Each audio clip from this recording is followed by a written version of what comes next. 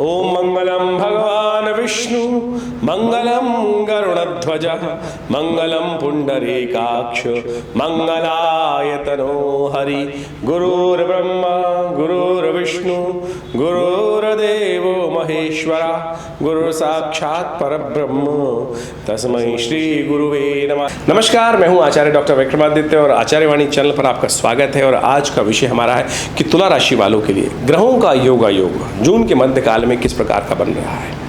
देखिए, जून का मध्यकाल शुक्र राशि वालों के लिए खास तौर पर जो तुला राशि है, शुक्र संबंधित राशि है, तो विशेष तौर पर बड़ा संभल के चलने वाला है। ऐसे में शुक्र का परिवर्तन का योग बहुत महत्वपूर्ण है आपके लिए। शुक्र अपनी राशि से निकलकर अष्टम भाव से निकलकर जो नवम भाव भाग्य में जा रहे हैं और ये भाग्य को जगाने के योग बना सकते हैं यदि शुक्र को आपने जगा लिया तो, क्योंकि शुक्र चल रहे हैं अस्त इन दिनों। तो ये ध्यान रखना पड़ेगा आपको, जितना शुक्र को शक्ति देंगे उतना बढ़िया आपके लाभ प्राप्ति के योग बनेंगे। बुद्ध महाराज भी परिवर्तित होकर जा रहे हैं, आपके सूर्य भी परिवर्तन का योग बना रहे हैं और ये सारे के सारे परिवर्तन सारे के सारे भाग्य में और धर्म में हो रहे हैं आपके लिए। तो धर्म आपके पीछे लगने वाला है और इन दिनों ग्रह दिखाते हैं कि जितने धर्मयुक्त आप रह के काम करेंगे, मन भी आपका थोड़ा सा ऐसा चल रहा है कि बंधनों में चल रहा है और आपके सीधेपन का लाभ बहुत सारे उठा रहे हैं लोग। अननेसेसरी के झगड़े आपके गले में पड़ते दिखाई देंगे आपको। थोड़ा सावधान होकर चलने का प्रयास कीजिएगा इन दिनों आप विशेष तौर पर। त्रिग्रही योग का निर्माण था और आगे दूसरे प्रकार का त्रिग्रही योग का निर्माण हो जाएगा। पहले सूर्य शुक्र विशेष तौर पर बुध के साथ योग बन रहा, सूर्य का बृहस्पति के साथ संबंध बन रहा था। सूर्य बृहस्पति और शुक्र का योग जो बन रहा था त्रिग्रही योग था और फिर अब बन जाएगा सूर्य का योग, विशेष तौर पर ये त्रिग्रही योग सूर्य शुक्र का और बुध का। पहले शुक्र बृहस्पति और शुक्र का योग जो बन रहा था, सूर्य बृहस्पति शुक्र का योग जो था, अब बुध के साथ शुक्र का और सूर्य का योग जो बनेगा ये त्रिग्रही योग रहेगा। तीन दिगाड़ा काम बिगाड़ा, ये हमेशा पुरानी कहावत है। और तीन देवताओं का जिस प्रकार का योग चल रहा है, सूर्य और शुक्र विभिन्न विपरीत प्रवृत्ति के ग्रह, एक देवताओं के राजा हैं सूर्य जो हैं और दूसरे विशेष तौर पर कहा जाता है ना सूर्य नारायण साक्षात ग्रहों में राजा माने जाते हैं। ग्रहों के दृष्टिकोण से समस्त ग्रहों के अंदर शुक्र वहाँ पर दैत्य गुरु माने जाते हैं। तो ये स्थिति बड़ी विचित्र है, ऐसे में ध्यान रखते हुए कार्य करने की ज़रूरत है आपको। और साथ साथ इस जेठ के महीने में बात करें तो एक तिथि घटी और फिर एक तिथि बढ़ गई, ये कहीं ना कहीं पॉजिटिव साइन है। और ऐसे में वृष्टि के योग बड़े अच्छे दिखाई देते हैं, अच्छी वृष्टि ज़्यादा वृष्टि होने के योग दिखाई देते हैं। तो ऐसे लाभ प्राप्ति के योग बन सकते हैं आगे। 11 तारीख की यदि हम बात करें तो सब सिलसिलेवार तरीके में 11 जून को मंगलवार का अवसर, पंचमी तिथि है।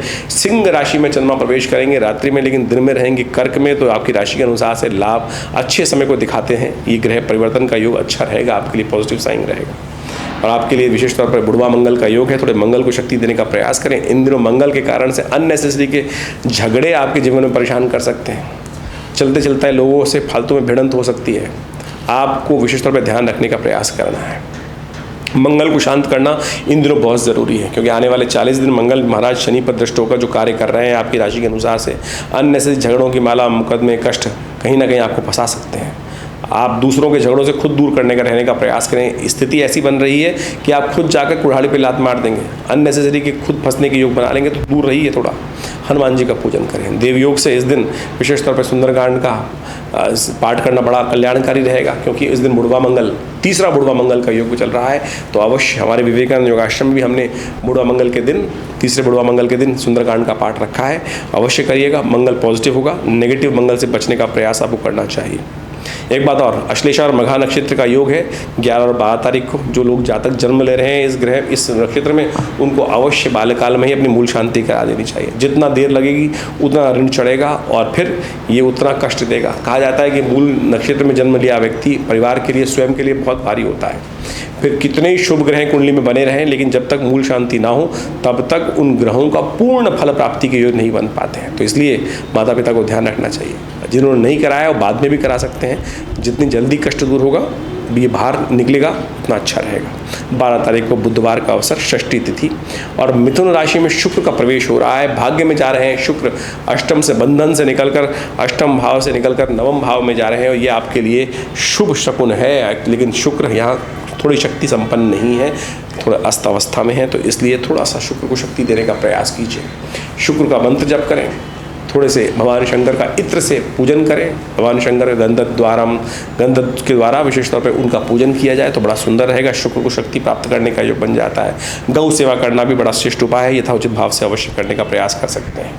13 तारीख का अवसर शुक्रवार बृहस्पतिवार का दिन, सप्तमी तिथि विद्यमान है और ग्रह नक्षत्र के दृष्टिकोण से आपकी राशि के अनुसार से जो योग बन रहे हैं वो आपके लिए खास तौर पर दिखाते हैं कि आपके ग्रह दृष्टिकोण से मन थोड़ा सा प्रशस्त नहीं दिखाई दे रहा, और वो है अननेसेसरी के संसार के प्रेशर के कारण से। आपके सीधेपन का लाभ लोग उठा रहे हैं और वो आपके मन को दुख दे रहा है। वो कहीं देखिए, संसार हमेशा ऐसे ही रहने वाला है। जो जितना सीधा है सज्जन है उतना ज़्यादा कटेगा, ये निश्चित तौर पर है। तो ध्यान रखना है सज्जनता पर ऐसे ना हो, आप दुर्जन बनने के नहीं, चातुर्यपूर्ण से कार्य करने का प्रयास करें। चतुर व्यक्ति दुर्जन नहीं होता है। चतुरता का उपयोग करना, शुक्र नीति का उपयोग करना नहीं गलत नहीं है। तो शुक्र को थोड़ा प्रबल करने का प्रयास कीजिए, नहीं तो कहीं ना कहीं कष्ट में फंसते रहेंगे। तो ऐसे में इस दिन शुभ तिथि में विशेष तौर पे गुरुजन की सेवा करें। बृहस्पति महाराज की जितना शक्ति बढ़ेगी उतना सही पॉजिटिव थिंकिंग आपके अंदर आएगी और लाभ के रास्ते बनेंगे। गुरुजन का सेवन, पीली चीज़ों का दान करना आपके लिए अच्छा रहेगा। 14 तारीख के बाद शुक्रवार का अवसर, अष्टमी तिथि विद्यमान है। कन्या राशि में चंद्रमा का पदार्पण होगा करीब 11:57 पर, 12 बजे के आसपास दोपहर को। और इसके साथ साथ सूर्य भी परिवर्तन की तरफ जा रहे हैं, मिथुन राशि में जा रहे हैं रात्रि में करीब 12:27 पर, और मिथुन में ही बुध जा रहे हैं करीब रात्रि में ही 11:30 बजे के आसपास। तो ये जो दोनों परिवर्तन हैं ये बहुत महत्वपूर्ण रहने वाले हैं। आने वाले समय में इनका ग्रहों का खेल आपको बहुत विशेष तौर पर समझने की ज़रूरत है। बुध अस्त है और बुध का अस्त होकर भाग्य में जाना ये कहीं ना कहीं थोड़ा सा भाग्य को कमज़ोर करना है। सूर्य भी भाग्य में चले जाएंगे, शुक्र के साथ त्रिग्रही योग बना लेंगे, ये कहीं ना कहीं दुविधापूर्ण रहेगा। भाग्य को संभालने की ज़रूरत है। माँ भगवती दुर्गा की उपासना करें। अष्टमी तिथि के दिन धूम्रावती जी की अष्टमी है, विशेष तौर पर जयंती है, उस दिन उनका पूजन करें। माँ भगवती दुर्गा का आराधना करें। माँ भगवती दुर्गा की आराधना से सब कष्ट दूर होने के योग बन सकते हैं। 15 तारीख का अवसर, शनिवार की तिथि, नवमी तिथि, महेश नवमी और विशेष तौर पे संक्रांति का पुण्य है, क्योंकि सूर्य जो परिवर्तन का योग बनाए थे वो रात्रि में करीब 12:30 बजे था, तो मध्य रात्रि के उपरांत था। तो ऐसे में विशेष तौर पर सूर्य संक्रांति का जो पुण्य है वो अगले दिन रहेगा। अब जेठ की संक्रांति है, समझें। शनि महाराज जो हैं विशेष तौर पर आपके पंचम भाव, बुद्धि भाव में चल रहे हैं, बुद्धि में जड़ता देने का प्रयास कर रहे हैं, मंगल पर दृष्टि डाल रहे हैं। तो ऐसे में शनिवार के दिन विशेष तौर पर कुछ खास उपाय करने की ज़रूरत है। सूर्य के निमित्त, सूर्य शनि के पिता हैं, तो ऐसे में विशेष तौर पर उनका निमित्त आप सबसे श्रेष्ठ ये रहेगा कि विशेष तौर पर संक्रांति के निमित्त जल का दान करने का प्रयास करें। 2 कुंभ भर के जल दान करें, हो सके तो पंखा दान करें, हो सके तो फलों का दान करें। ये सब चीज़ दान करके सूर्य को शक्ति देने का प्रयास कीजिए और उससे शनि भी अनुकूल होंगे। और शनि का दुष्प्रभाव जो पड़ रहा है कहीं ना कहीं परिवार पर और अन्य से के झगड़ों पर, व्यापार पर, उसे ठीक होने का रास्ता प्राप्त होगा अवश्य आपको। 16 तारीख का दिन रविवार का अवसर है और दशमी तिथि है और बहुत सुंदर तिथि है, पुण्यों को जगाने वाली स्थिति है। दशम पापम हरति दशहरा, बटुक भैरव जयंती है। और ग्रह योग आपकी राशि के अनुसार से इस वक्त गज केसरी का निर्माण योग कर रखे हैं। बृहस्पति महाराज आपके अष्टम भाव में, चंद्रमा द्वादशम भाव में। खर्चे बढ़ा रहे हैं लेकिन एंजाइटी बढ़ा रहे हैं, लेकिन लाभ के योग प्रशस्त कर रहे हैं। तो थोड़ा बंधन से उठकर काम करने की ज़रूरत है। थोड़ा संसार के अनुसार जैसे मेटलिस्टिक काम किए जाते हैं उसी प्रकार से कार्य करने की ज़रूरत है। थोड़ा सा बैलेंस होकर काम करेंगे तो बहुत अच्छा रहेगा। ऐसे में गंगा दशहरा, आमतौर पे मन में भाव ये रहता है कि एक बात ध्यान रखें कि हम हर चीज़ को करते वक्त दुविधा में फंसे रहते हैं। और तुला राशि वाले तो खास तौर पे समस्या उत्पन्न करते हैं। जो कार्य कर रहा हूँ कहीं गलत ना हो, जस्टिस होना चाहिए, न्याय होना चाहिए, और आमतौर पे अन्याय अपने साथ ही कर बैठते हैं, पाप पुण्य के चक्कर में फंसे रहते हैं। अरे शास्त्र में हर साल गंगा दशहरा आता है, कहता है दशम पापम हरति, जो भी आप स्तवन करोगे उससे पापों को हर लोगे। इस संसार में संसार के नियम चलने का प्रयास कीजिए। गंगा दशहरा अद्भुत है, पापों को क्षय करने वाला है। तो आप थोड़ा सा मेटलिस्टिक पॉइंट ऑफ व्यू सोचने का प्रयास कीजिए, थोड़ा सांसारिक दृष्टिकोण से बुद्धि जगाने का प्रयास करें। शुक्र इन दिनों अस्त चल रहे हैं। गंगा दशहरा को बहुत महत्वपूर्ण पर्व समझें। बटुक भैरव जी की कथा जो बड़ी विचित्र है वो हम आपको समझाते हैं कैसे कष्ट दूर कर सकती है। तो इसको समझकर यदि जीवन में अनुसरण कर लोगे तो बहुत सुंदर रहेगा। 16 तारीख को गंगा दशहरा है। गंगा दशहरा है और साथ साथ इस दिन गंगा जी मैया का अवतरण हुआ।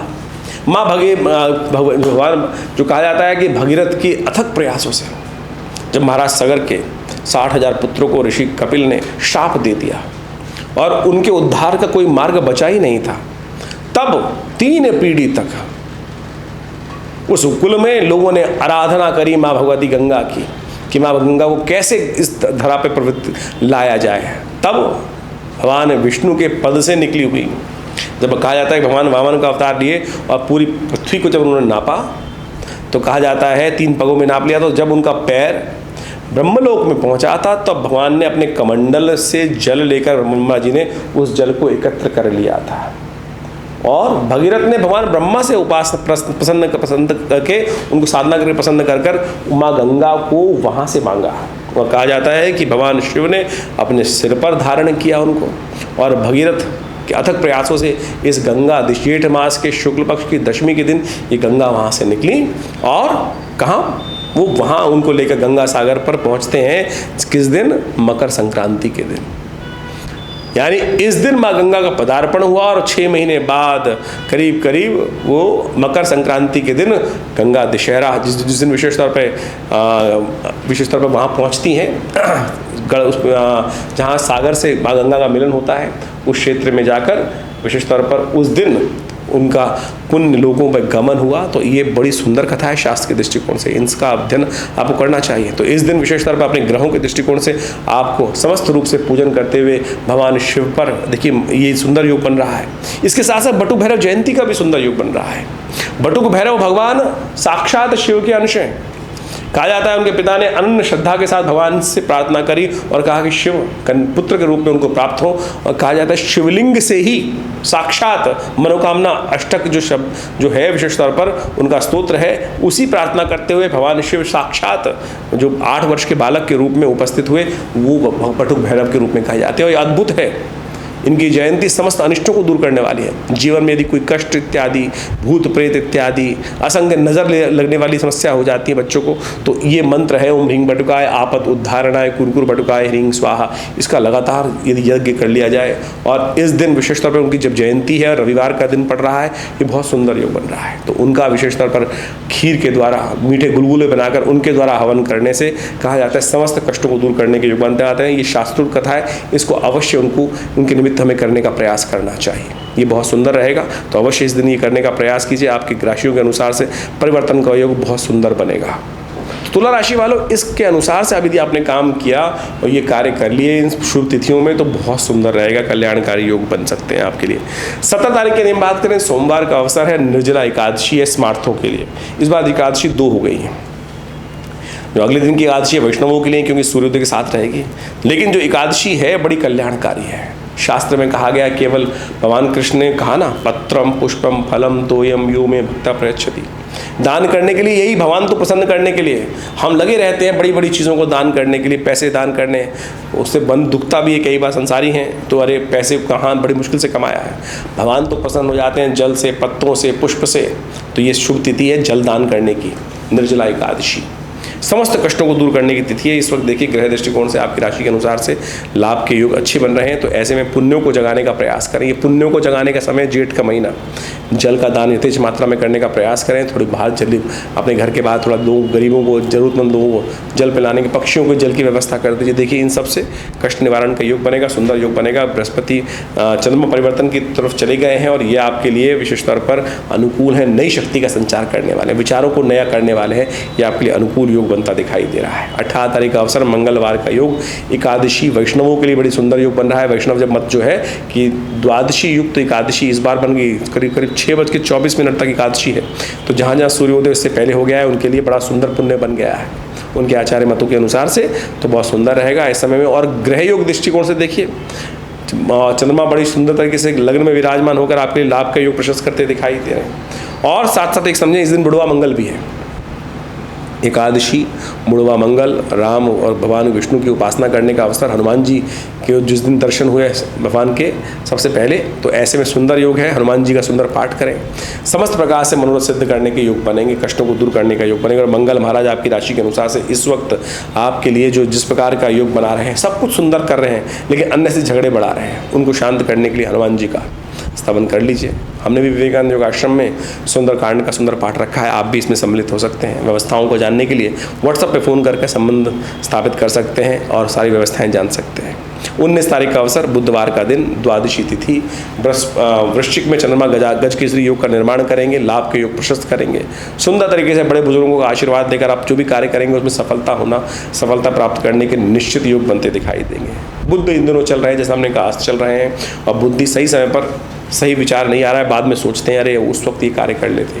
ग्रह का प्रभाव है, उसको ठीक कैसे किया जाए? बुध प्रदोष है, बुध के प्रदोष के दिन कोशिश ये करें विशेष तौर पर भगवान शंकर का अभिषेक करें, दूध के द्वारा, दही के द्वारा भगवान शंकर का अभिषेक करें, बेलपत्र भगवान पर अर्पित करें। ये सुंदर योग बनेगा। और नित्य प्रति यदि करेंगे तो आने वाले समय में बुध का प्रदोष जो अस्त का योग है वो धीरे धीरे कम होता जाएगा। 20 तारीख का दिन, बृहस्पतिवार का अवसर, त्रयोदशी तिथि है। गजकेसरी योग के साथ साथ आपके लिए धन लाभ के योग बनते दिखाई दे रहे हैं। माता पिता का आशीर्वाद लेकर जो भी कार्य करोगे सफलता का योग अवश्य बनेगा। ज्योतिष एक बहुत गूढ़ विषय है। ज्योतिष के 2 भाग हैं, एक गणनाएं हैं और दूसरा उसका फलित भाग है। भारतीय संस्कृति ने, भारतीय ऋषि मुनियों ने, मनीषियों ने जो पौराणिक काल के अंदर और उपनिषद काल के अंदर इस ज्योतिष विज्ञान को पंचांग के साथ जोड़ते हुए, एस्ट्रोनॉमिकल पॉइंट ऑफ व्यू से जोड़ते हुए गणित को फलित के साथ जोड़ा और कई अपने अनुभवों से ऐसे उपाय शास्त्र में वर्णित किए जिनको हम आज उत्सव मुहूर्तों के रूप में जानते हैं। ये उत्सव वास्तविक तौर पर मुहूर्त है। और हमने इस कार्यक्रम के माध्यम से, अपने आश्रम के माध्यम से जो अपना एक चैनल बनाया आचार्य वाणी, उसमें हम इन्हीं पौराणिक उपयोगों को लेकर, प्रयोगों को लेकर, पुराणिक कथाओं के माध्यम से जो ये मुहूर्त आते हैं वही वास्तविक तौर पे आपके कष्टों का निवारण का योग बनते हैं। देखिए, समझ लीजिए एक बात खास तौर पर, विशेष तौर पर ये जो मुहूर्त हैं, जैसे इस अभी आने वाले इन 10 दिनों में गंगा दशहरा, बटुक भैरव जयंती, धूम्रावती जी की जयंती, ग्रहों का परिवर्तन का योग, संक्रांति, एकादशी, ये सब जो पड़ रही हैं, ये विशेष तौर पर ये वो सुंदर मार्ग हैं, सुंदर वो मुहूर्त हैं जिनमें एक छोटा सा कर्म यदि सही दिशा में कर लिया जाए तो उसका कई गुना अधिक प्रभाव उत्पन्न होता है। आमतौर पर आज जो लोग जो ज्योतिष के अंतर्गत आ गए हैं, अपने आप को रखने का प्रयास करते हैं, वो सारे के सारे टोटके और फालतू जो विशेष तौर पर शास्त्रोक्त नहीं है उन प्रयोगों को लोगों के समक्ष रखने का प्रयास करते हैं और भ्रांति ऐसी उपस्थित कर देते हैं कि वो शास्त्र के साथ सम्मत बात कर रहे हैं। तो ज्योतिष टोटकों का विज्ञान नहीं है। ज्योतिष के साथ साथ यदि अध्यात्म को और शास्त्र पुराणों को, वैदिक कथाओं को, वैदिक रहस्यों को यदि समझने का प्रयास करें, हमने उसी को जोड़ के आपके समक्ष इन समस्त उपायों को बताने का प्रयास किया। और उन उपायों को आप सही रूप में, सही दिशा में, हमारे मनीषी गणों ने जो व्यवस्था करी, पंचांग के दृष्टिकोण से आप देखें, हर रोज़ कोई ना कोई उत्सव है। भारतीय संस्कृति एक ऐसी संस्कृति है जिसमें हर रोज़ कोई उत्सव है। हमारे यहाँ मरण दिन नहीं मनाया जाता, मरण दिन नहीं मनाया जाता। हमारे यहाँ सब आनंद उत्सव है। जीवंत संस्कृति है भारतीय संस्कृति। और नई दिशा, नया सूर्य, नया कुछ उत्पन्न करने के लिए, नया लाभ देने के लिए उत्पन्न होता है हर रोज़, उदय होता है हर रोज़। तो हम उस रूप में अपनी संस्कृति को समझते हुए कार्य करें तो बड़ा सुंदर रहेगा आपके जीवन। देखिए, जीवन में सुख और दुख एक पहिए के समान है, चलते रहते हैं, आता जाता है। तो वो परिवर्तन की तरफ है, कोई भी चीज़ स्थायी नहीं है। बस विश्वास जगाना है, सही दिशा पकड़नी है। और अभी जो हम ज्योतिष के दृष्टिकोण से आपके समक्ष ये सारी बातें बता रहे हैं, ये सारी की सारी गोचर के दृष्टिकोण से, आपकी राशि, जन्म राशि कौन सी है, चंद्रमा कहाँ विराजमान है, वो चंद्र राशि मानी जाती है। और उसके साथ से किस लग्न में जन्म हुआ है वो आपकी लग्न राशि मानी जाती है। तो उन सबको समझकर ज्योतिष की गणनाओं को आपके जीवन में उतारने का, हमको समझने का और फिर आपको बताने का प्रयास किया जाता है। हम यहाँ राशि के गोचर के प्रभाव के अनुसार से आपको बताते हैं। आपकी जन्म लग्न को और राशि को कोरिलेट कर आप दोनों भविष्यवाणियों को समझ सकते हैं और देखिएगा, फिर दोनों को मिलाकर आप सुंदर तरीके से अपने भविष्य को सुंदर तरीके से समझने का प्रयास कर सकते हैं। कई लोगों के प्रश्न हमारे पास लिख के आते हैं। बहुत सारे लोग पूछते हैं कि महाराज हमारी, आप इतने सारे लोगों को एक ही राशि में कैसे? देखिए, गोचर का प्रभाव है। संसार में ज्योतिष के दृष्टिकोण से पूरे संसार को 12 ही भागों में तो बांटा गया है, लेकिन जनरल कैरेक्टर के तौर पर गोचर के प्रभाव को हम समझ सकते हैं। ये एक अलग विशेष तौर पर व्यवस्था है कि व्यक्ति अपनी जन्मपत्री में कौन से ग्रह लेकर आया है, किस प्रकार की अवस्थाएं, कौन सी दशाएं हैं, कौन से ग्रहों की कितनी शक्ति है, वो सब उसकी जन्मपत्री से निकालने का प्रयास किया जाता है और समझने का प्रयास किया जाता है। और फिर हम प्रत्यक्ष रूप से वर्तमान, भविष्य, भूत को समझते हुए, ग्रहों की दिशाओं को समझते हुए उनके भविष्य में आने वाले कष्टों को दूर करने का योग बहुत सुंदर बना सकते हैं। ज्योतिष एक बहुत गूढ़ विषय है। हम आप उन समस्त रहस्यों को लेकर, ज्योतिष की प्राचीन वैदिक परंपरा को लेकर हम आपके समक्ष इस चैनल पर रहते हैं और आशा करते हैं आप इन गणनाओं का लाभ सही रूप से लेने का प्रयास करेंगे। आज हर क्षेत्र में देखिए, सुनिए क्या होता है कि बड़े अच्छे अच्छे जो व्यवस्थाएं करते हैं, अच्छे से अच्छे लोग हैं, खराब से खराब लोग। ज्योतिष पैसे कमाने का जरिया नहीं है और हम इन सब के माध्यम से आपके समक्ष ऐसे उपाय बताने का प्रयास करते हैं। बहुत सारे लोग तो ज्योतिषी आप देखें, जितने भी जो लोग जहाँ भी जाते हैं, या तो अंगूठियों पे अंगूठियाँ 15-15, 20-20 अंगूठी मालाएं, और ये मुझे भी कहा जाता है कई बार विभिन्न चैनलों के माध्यम से। मैं विभिन्न भारत के टॉप मोस्ट चैनल्स पे रहा और रहता हूँ अभी भी, और वहाँ पे कई बार जब आरंभ में गया था तो कहा जाता कि महाराज आपको बैठना है तो आपको मालाएं पहननी पड़ेंगी, अंगूठियाँ पहननी पड़ेंगी। तो हमारा शुरू से एक मत रहा है और हमारे साथ जिन्होंने भी कार्य किया है, कर रहे हैं, वो इस बात को समझते होंगे कि हमने कभी इस आडंबर में ज्योतिष को नहीं डालने का प्रयास किया।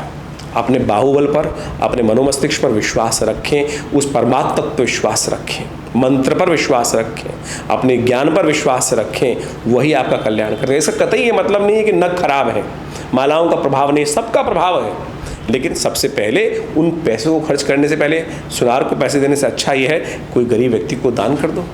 ज्योतिष बहुत सरल विषय है, यहाँ कहीं पैसे की बात नहीं है। तो इस बात को हम समझते हुए आपको कार्य करना चाहिए और अपने जीवन में सही सिद्धांत को समझने का प्रयास करना चाहिए।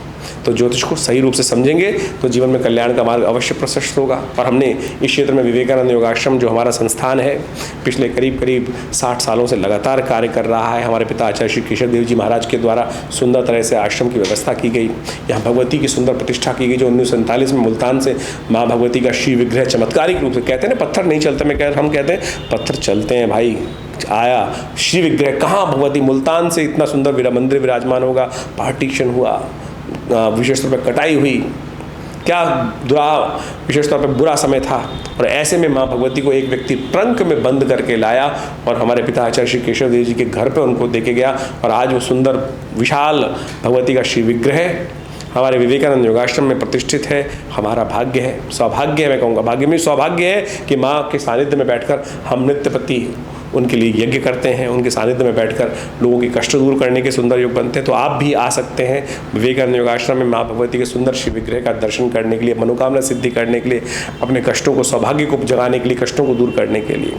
हमारे आश्रम पर नित्य 8 घंटे आज भी यज्ञ होता है और बहुत सारे भारतीय पराविद्याओं पर पिछले करीब 50-60 सालों से लगातार शोध चल रहा है। मुद्रा विज्ञान के द्वारा, विभिन्न यज्ञ मंत्र के द्वारा, विभिन्न प्रकार से कई शोध के कार्य किए गए हैं। हॉस्पिटल बनाया गया योग विज्ञान का, प्राकृतिक चिकित्सा का, आयुर्वेद का, जो भारत सरकार के साथ कार्य कर रहा है, पैनल पर है दिल्ली गवर्नमेंट के, सेंट्रल गवर्नमेंट के, और समस्त प्रकार से हज़ारों लोग इस सुविधाओं का लाभ ले रहे हैं।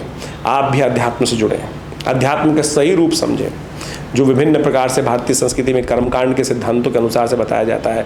विभिन्न समय में वो सब प्रकार के अनुष्ठान अभी बहुत जल्दी गुप्त नवरात्रि आरंभ हो रहे हैं और विशेष यज्ञ जुलाई के अंदर गुप्त नवरात्रों में रहेगा आश्रम पर, और उन 9 दिनों में सहस्त्र चंडी का सुंदर कार्यक्रम रखा जाएगा।